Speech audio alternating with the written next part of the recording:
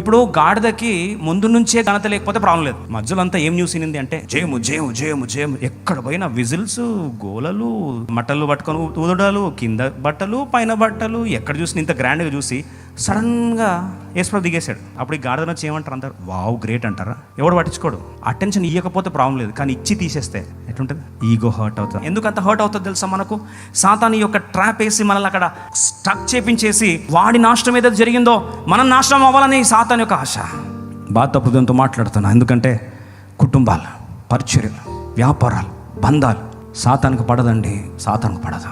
సాతానికి ఆశయం తెలుసా అండి? మనం పాడైపోవాలా, దేవుని స్వరం వినడం మానేసేయాలి, ఆయన పిలుపు నుంచి దూరం వెళ్ళిపోవాలి, అభిషేకం తాకట్టు పెట్టాలి, దేవుడు మంచిని వాడుకోవాల్సిన వారు దేవుడు వాడుకోకుండా అనర్హమైన పాత్రగా ఆగిపోవాలి, సైకిల్ రిపీట్ అయిపోవాలి, స్టాగ్నెన్సీ రావాలి, జీవితం సర్వనాశనం అవ్వాలని సాతాను కోరుకునే ప్రక్రియలో ఇప్పుడు అపవాది తీసుకొస్తా ఉంటే ఈ వలలో నేను పడే ప్రసక్తి లేదు.